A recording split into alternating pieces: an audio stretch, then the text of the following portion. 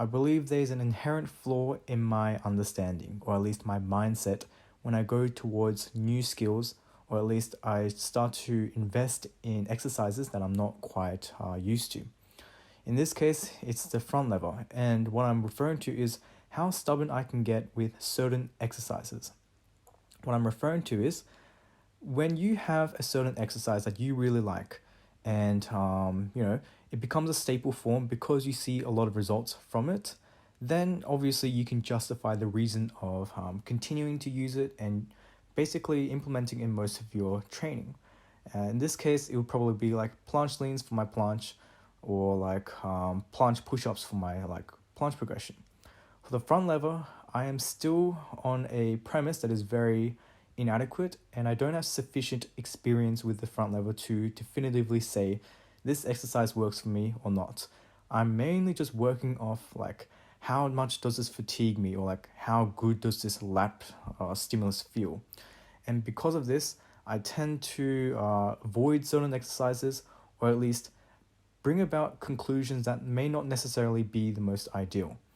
In this case, I don't have a good understanding of the front lever, or at least position and the neurological understanding. Someone mentioned his username's no alcohol today. He mentioned that my front lever, or sorry, my advanced tuck looks a bit bendy. It looks like a banana. And when he mentioned this, it kind of like peaked from the back of my head. I've always somewhat noticed this, but I disregarded it because I thought, yeah, it would improve over time. But I never really did anything about it. And in this session, I strongly realized that I really need to retract my scapula with the front lever. And I understand that there's a lot of debate with this. A lot of people say, oh, you got to protract it, you got to keep it neutral, or you got to retract whatever. In my personal case right now, I feel like retracting it for me makes my form look a lot more rigid and solid. And that's the appearance that I want to pursue. And because of this, I put in a bit of isometric holds today, and it felt so weird. I was feeling muscle groups that I wasn't feeling it in before. I was feeling it a lot in my wrist flexors. Some people mentioned that you need to be working on your wrist flexors a lot more, and I always kind of said like, oh, well, I'm not really feeling it, so I'm not too sure, am I doing it correct? And now I'm feeling it.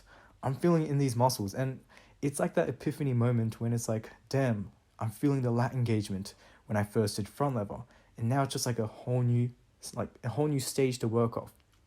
And another thing I wanted to mention was the way I perceived vertical pull movements, or like staple strength work, such as like pull-ups, to really strengthen your back. I'm not sure for me that I have the transitionary power to go from pull-ups to front lever. And a guy of the username The Fittest Me, he mentioned that it may actually be more useful to do chin-ups because it allows for the underhand, or like the supinated grip, and thereby allows for you to focus on shoulder extension. And with the front lever being a primarily shoulder extension skill, then wouldn't this be a lot more effective in training those muscle groups that are required, or at least like help you understand the movement a bit more? So I always had this massive stigma against chin-ups. I always assumed that chin-ups only focus on the biceps and pull-ups focus on your back and your lats. I think this was a heavily flawed mindset because I did chin-ups today, weighted chin-ups, and it felt ridiculous on my back, my lats. The pull and the stretch was crazy, and I was basically in shock and in denial because I didn't realize how much I've been neglecting chin-ups.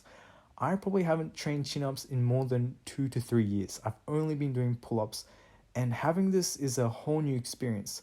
Now, some people may say, oh, it's because you suddenly brought in a new stimulus and therefore it's working out a lot better. That may be the case, or it might be that chin-ups have more transitionary power towards the front lever. I'm still not well versed enough to make that definitive conclusion. So it's still a new interesting thing, but one thing I knew is I'm really far away from the front lever right now. When I was doing these new form retracted scapular front levers, I couldn't even hold a basic tuck. I could hold it for 2 seconds, but I was completely out. My whole progression regressed by one whole variation from the advanced tuck all the way down to the tuck when I improved my form. And I've mentioned a lot like, oh, progression is better than form. You can work on form after that. But this is a whole new muscle stimulus that I'm feeling to the point where I think I really can't neglect this form work. I need to work on this form so that I'm effectively putting in like the stimulus for the right pathways, and then I can definitively work on the front lever. So yeah, another thing I wanted to mention was that in my last session, I talked about the significance of push-pull legs versus an upper body, lower body split. With this notion of like how I'm experiencing, I found that push-pull legs often had a large overlap in my back, my back stimulus, because of my lat engagement in both the straddle planche and the front lever. The front lever like being your prime movers being your lats, and the lats being a bit more of a stabilizer in the planche. And I realized like, oh, I still feel like really fatigued, but I realized it's getting better, and I think I'm getting conditioned and used to it. I feel like the PPL split is more of an accustomed thing. I've made conclusions a bit too quickly, and I realized that I need to get accustomed to these training splits before I can properly make a conclusion. Now, one thing I also wanted to mention was specifically Ghost inspired.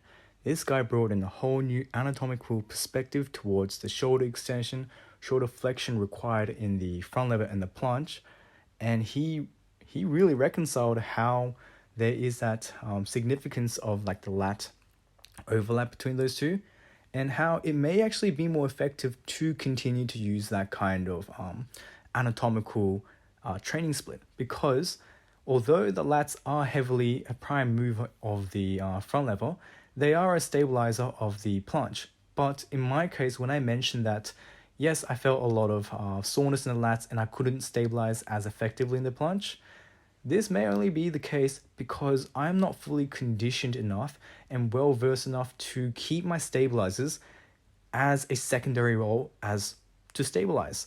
And it's losing the focus on the prime movers, which are your delts and like the actual the chunk of the movement for the push movement of the planche. And because of that, I guess it's due to my weakness in those stabilizers.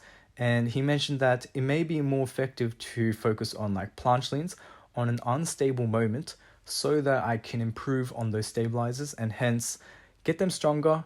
And because they're strong enough and have that sufficient threshold, now you can put all your emphasis on your shoulders.